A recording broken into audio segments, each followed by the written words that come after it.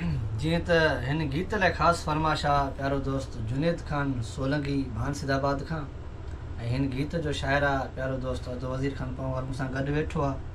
ऐं गीत हिन दौर ते लिखियलु आहे ऐं जेको दौरु अॼुकल्ह हले पियो थो। फ़क़ीर ॾिसी फरमाए थो, मालिक तुंहिंजी दुनिया में कहिड़ो अची वियो दौर, जेल अंदरि भाॻियो घुमंदो वते थो चोर। मालिक तुंहिंजी दुनिया में फोटू वते थी चुमंदी, मजबूर थी आ घुमंदी, जंहिंजा बचा क़तल थिया उहा माउ कीअं सुम्हंदी।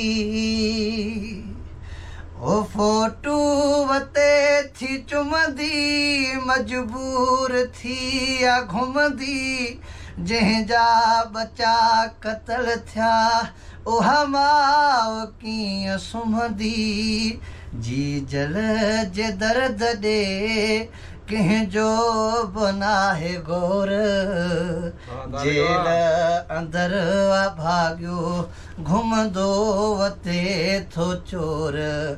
मालिक तुंहिंजी दुनिया में दुश्मन हज़ार थी विया, पंहिंजा बि धार थी विया, कहिड़ी लॻी हवा रिश्तनि में डार थी विया।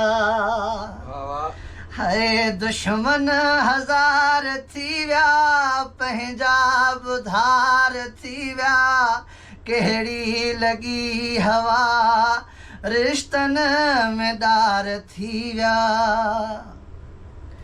है कंहिंजो बि नाहे कोई, हर पासे इहो आहे शोर, कंहिंजो बि नाहे कोई, हर पासे इहो आहे शोर, जेल अंदरि भाॻियो घुमंदो वते थो चोर।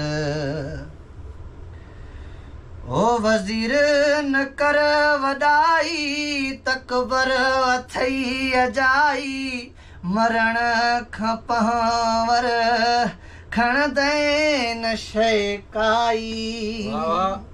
है वज़ीर न कर वॾाई, तकबर अथई अजाई, मरण खां पोइ पंवर खणंदे न शइ काई।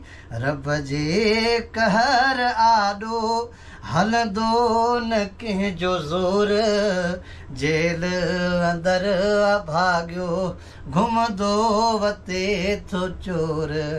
मालिक तुंहिंजी दुनिया में